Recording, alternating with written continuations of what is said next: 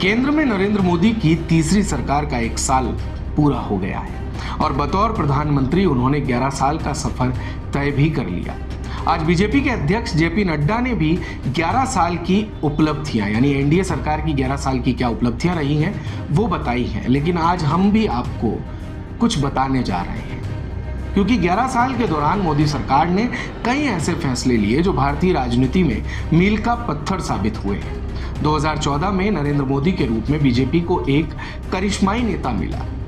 BJP के नारे मोदी को केंद्र में रखकर गढ़े गए। चुनाव में भी हर नारे में मोदी ही मोदी थे। बीजेपी की एक के बाद एक सफलता बताती है कि मोदी देश के सबसे दमदार और भरोसेमंद ब्रांड में तब्दील हो चुके हैं। मोदी लहर के सहारे ही बीजेपी देश की सत्ता में तीसरी बार विराजमान है और फिर एक के बाद एक राज्यों में विजय पताका फहराती जा रही है। पीएम मोदी भारत ही नहीं बल्कि दुनिया भर में ताकतवर राजनेता बनकर उभरे हैं। देश ही नहीं विदेश में भी मोदी के नाम का डंका बज रहा है। नरेंद्र मोदी सियासत में एक ब्रांड बनकर उभरे हैं। इस ब्रांड की बदौलत ही बीजेपी ने देश के 70% हिस्से में भगवा रंग चढ़ा दिया है। साल 2014 में चुनाव से पहले ही हम सब ने देखा कि किस तरह ब्रांड मोदी राष्ट्रीय स्तर पर छा गया था। पिछले 11 सालों में सोशल मीडिया हो या ग्लोबल प्लेटफॉर्म, हर जगह ब्रांड मोदी ने जलवा दिखाया। वैसे इस ब्रांड को और चमकदार बनाए रखने में खुद मोदी भी काफी सचेत रहे। कैसे, देखिए एक रिपोर्ट।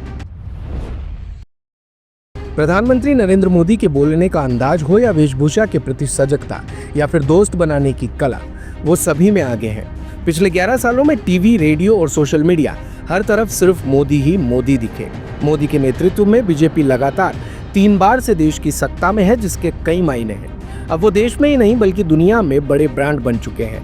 लेकिन सबसे बड़ी बात यह है कि पीएम मोदी निर्विवाद तौर पर देश के सबसे बड़े और मजबूत नेता तो हैं ही, लेकिन उनका सियासी कद इतना बड़ा है कि बाकी नेता उनके आगे बोने लगने लगते हैं। प्रधानमंत्री के रूप में उन्होंने स्पष्ट संदेश दिया है कि वो शक्तिशाली नेतृत्व, भ्रष्टाचार विहीन शासन, सामाजिक समावेश और राष्ट्रवाद के लिए खड़े हैं। बीजेपी मोदी के नाम और काम पर चुनावी समर में उतरती है और जीतती है। नोटबंदी, जीएसटी और राफेल जैसे मुद्दों को बनाकर के उन्हें घेरने की विरोधियों की कोशिश धरी की धरी रह जाती है, बल्कि खुद विरोधियों के लिए नुकसानदायक साबित होती है। मोदी सरकार के दौरान हुए काम, एयर स्ट्राइक, सर्जिकल स्ट्राइक, नोटबंदी, उज्ज्वला योजना, जनधन, जीएसटी, विद्युतीकरण पार्टी के चुनावी मुद्दे बन गए। बीजेपी के पोस्टर, पर्चों, बिल्लों से लेकर होर्डिंग और सोशल मीडिया तक में सिर्फ मोदी ही मोदी छाए रहते हैं। ऑपरेशन सिंदूर के जरिए पाकिस्तान को धूल चटाने के बाद पीएम मोदी की छवि और मजबूत हुई, जिसे बीजेपी अपनी सियासी उपलब्धि के तौर पर भी पेश कर रही है, जिससे साफ है कि आने वाले समय में बीजेपी मोदी के इस फैसले का सियासी लाभ उठाने की कोशिश भी करे।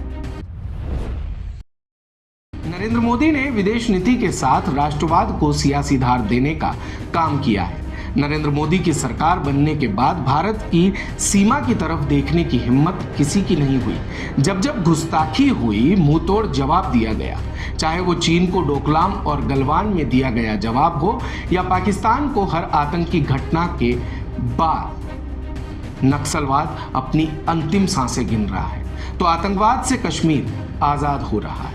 पहलगाम हमले के बाद पीएम मोदी ने आतंकियों और उनके आका को मिट्टी में मिलाने का ऐलान किया था, जिसे ऑपरेशन सिंदूर के जरिए अमली जामा पहनाने का काम किया गया। 7 मई 2025 को शुरू हुआ ऑपरेशन सिंदूर पहलगाम हमले के जवाब में भारत का संयमित लेकिन सटीक सैन्य जवाब था। भारत की तीनों सेनाओं ने सीमा पार 9 आतंकी शिविरों को ध्वस्त करके एक बार फिर यह साबित कर दिया कि अब कोई भी आतंकी हरकत बिना जवाब के नहीं रहेगी। पीएम मोदी ने पहलगाम हमले के बाद ही साफ कर दिया था कि आतंकियों को मिट्टी में मिलाने का काम करेंगे और उसे साबित करके दिखाया। पाकिस्तान में आतंकी ठिकाने को पूरी तरह से भारतीय सेना ने ध्वस्त करके साफ कर दिया।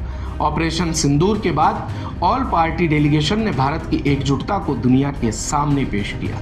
देश के 70% हिस्से पर 2014 के लोकसभा चुनाव के बाद जीत का परचम लहराया और इस जीत के बाद नरेंद्र मोदी और अमित शाह की जोड़ी ने एक के बाद एक राज्य में जीत दर्ज की। बीजेपी का राजनीतिक आधार लगातार फैलता जा रहा है। मौजूदा समय में देश के 21 राज्यों में बीजेपी की सरकार है। महाराष्ट्र, हरियाणा, झारखंड, असम, उत्तर प्रदेश, उत्तराखंड, गोवा, गुजरात, त्रिपुरा, नागालैंड, मेघालय, बिहार, मध्य प्रदेश, अरुणाचल प्रदेश, ओडिशा, छत्तीसगढ़, राजस्थान, आंध्र प्रदेश और सिक्किम में बीजेपी सत्ता में है। झारखंड में सत्ता में नहीं है, लेकिन झारखंड में बीजेपी का अस्तित्व अच्छी अवस्था में है। इनमें से कई राज्यों में बीजेपी की सरकार है और कई जगह सहयोगी दलों के साथ मिलकर पार्टी सत्ता में हिस्सेदार है। इसके अलावा बीजेपी ने दुनिया की सबसे बड़ी पार्टी बनने का रिकॉर्ड भी अपने नाम कर लिया है।